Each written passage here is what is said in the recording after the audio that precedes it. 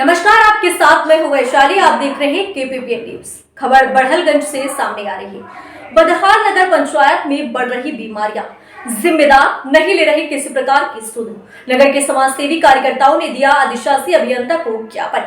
बरसात खत्म हो चुकी है और बीमारियों का सिलसिला चालू हो गया है।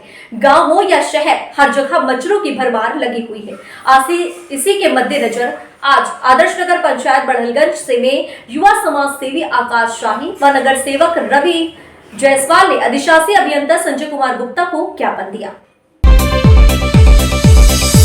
आदर्श नगर पंचायत बड़हलगंज में युवा समाज सेवी आकाश शाही व नगर सेवक रवि जायसवाल ने अधिशासी अभियंता संजय कुमार गुप्ता को ज्ञापन दिया और साथ ही अवगत कराया कि लोग बीमारियों का शिकार हो रहे हैं। जगह जगह कूड़े के ढेर, गंदी नालियां, नालियों की टूटी पटरियां बदहाल पड़ी हुई हैं और जिम्मेदार अधिकारी इस पर मौन है। जगह जगह जल जमाव के बाद जैसे जैसे बाढ़ की विभीषिका खत्म हो रही है, वैसे वैसे गंदगी के कारण बीमारियों का बढ़ना शुरू हुआ है।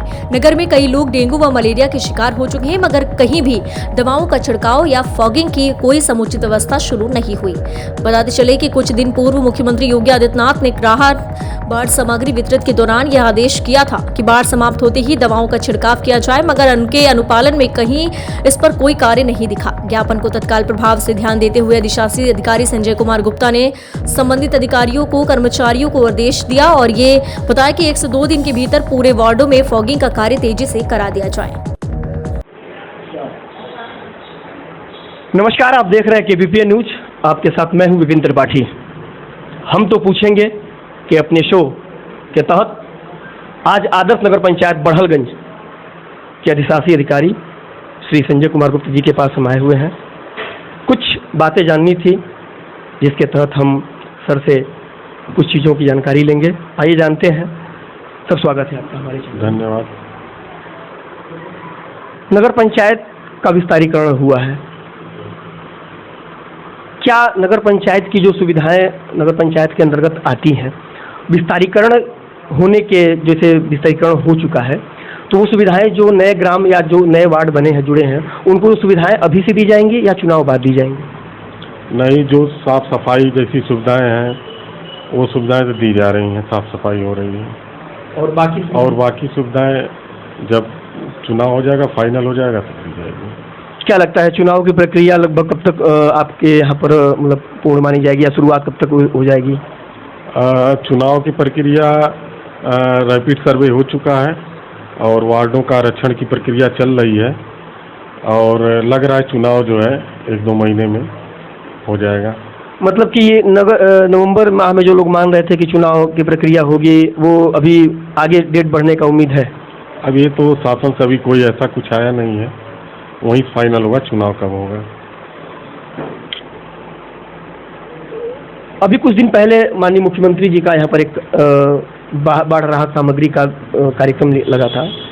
माननीय मुख्यमंत्री जी ने एक आदेश जारी दिया था अपने भाषण के उद्बोधन के दौरान भी कि जैसे बाढ़ की विभीषिका समाप्त होती है, नगर में या ग्रामों में दवाओं का छिड़काव हो, गंदगियों की साफ सफाई पर ध्यान दिया जाए। इसके तहत क्या कार्य होगा?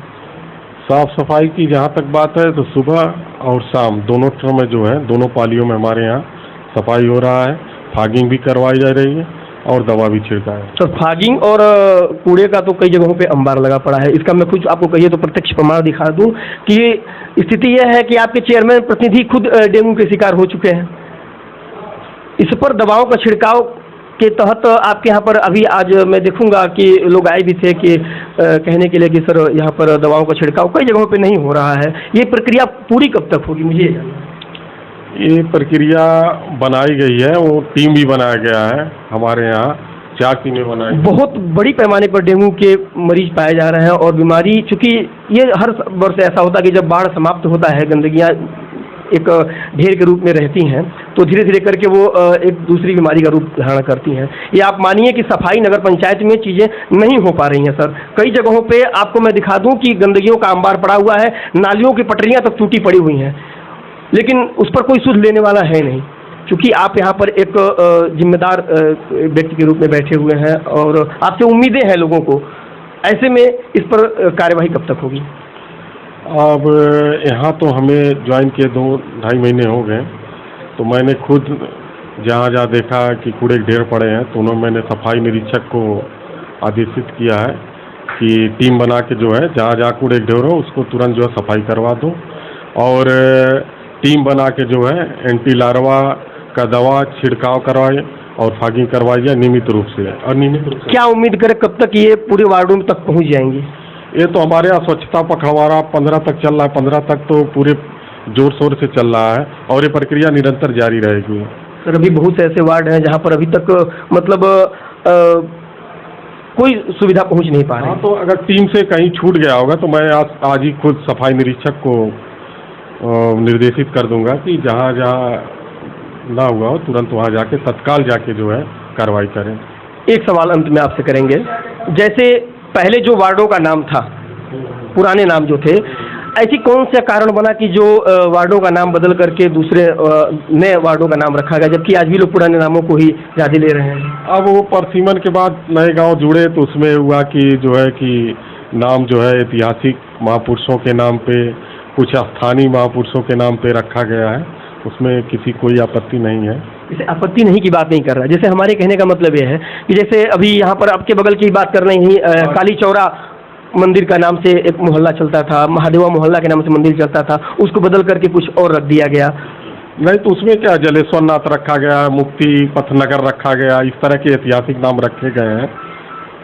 अभी तक इस पर किसी को कोई आपत्ति नहीं है? नहीं, अभी तो कोई आपत्ति। लेकिन कुछ लोगों को तो इस पर आपत्ति है। नहीं तो लिखित तो नहीं कोई आपत्ति आई है। आपके पास लिखित आपत्ति नहीं आई? कोई आपत्ति लिखित। अगर लिखित आपत्ति आती है तो फिर क्या होगा? आपत्ति का समय था, बीत चुका है जी। हाँ, लिखित आपत्ति आती तो उस पर कुछ विचार किया जाता। संजय कुमार गुप्त जी अधिकारी के द्वारा दिए गए बातों पर यह किया गया है कि जो चीज़ें हुई हैं सरकार की सारी चीज़ों के तहत हो रही हैं, जो कमियां हैं नगर पंचायत में वो धीरे धीरे कंप्लीट पूर्ण कर ली जाएंगी। आज से जहां पर भी चीज़ों का अगर कर्मचारी नहीं पहुंच पा रहे हैं तो पहुंचेंगे। आगे अगले पड़ाव पर आपसे जल्दी मिलेंगे अपने सहयोगी के साथ में। धन्यवाद।